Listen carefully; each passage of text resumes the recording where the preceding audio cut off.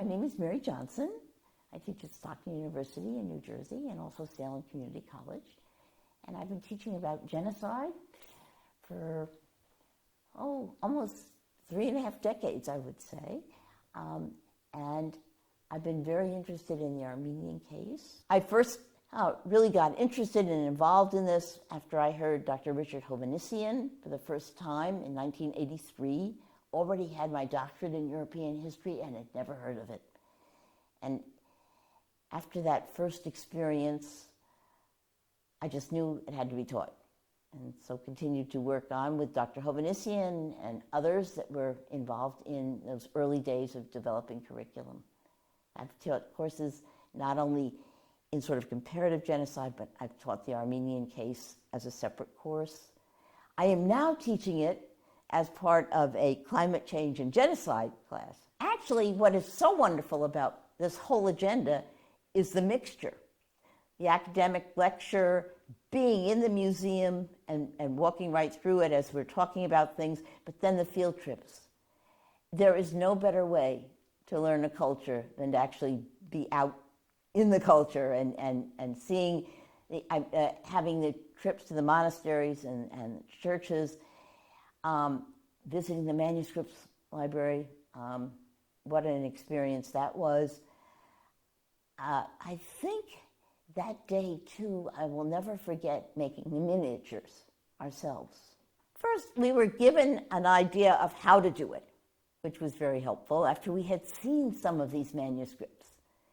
And then to think that we were going to try to do it ourselves. But we were given enough direction and our letters in the alphabet to work on, to do those bookmarks with the miniatures. And there was something about going from watching people just working on trying to, clean them up and so forth in the rooms that we visited, to going in and trying it ourselves. I'm going to try it with a class.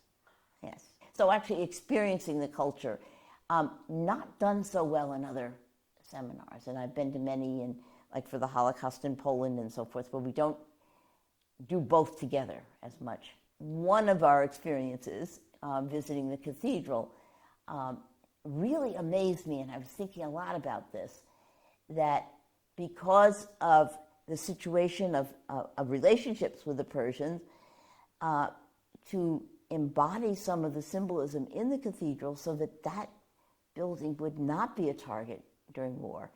I thought that was a brilliant idea. So, anyhow, it stood out for me. But there was something else about, going to the monastery that amazed me at the number of people today that were visiting at the same time on a Sunday afternoon. And here is a place where everybody comes together. And I did a special thing. I got myself lost by doing it, but I went in and I had to light a candle there. And I was there among so many others that were doing it. And it just felt so interesting and exciting for me. That's all. You can't understand genocide without understanding the culture. And you can't study the Armenian genocide without understanding how important it is to preserve the identity. Everything we've seen this week is ways to bring us the culture back and preserve it, including the scarves, the rugs, which I'm feeling very excited about. Yes, so that constantly comes up.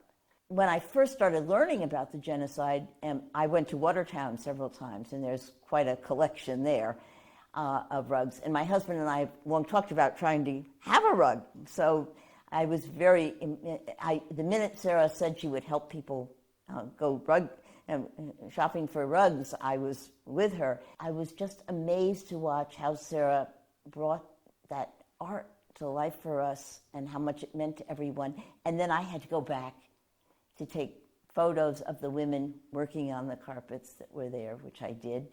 And also I had to get myself a carpet. So that's what, because it's so much a part of first the history, not genocide per se, but the history of Armenia. I think it's very, very important, as with the scarves and other things that are done. to preserve the culture and to make that art something that's living today. It has not been suppressed. It has not been eliminated. I think it's worked very well, both the academic lectures, but also walking through the museum exhibits, especially with Regina guiding us there, and then coming back, doing some of the lectures, but then going back into the exhibit, selecting the parts that we really would like to amplify. Having this wonderful group of educators together, hearing this together, and then just informally often, how do we do this in a way that's going to engage our students that may not even know where Armenia is, to the point that they understand some of the important things. And that has been something that it's been on all of our minds, and we talk about informally and somewhat formally with Sarah during sessions.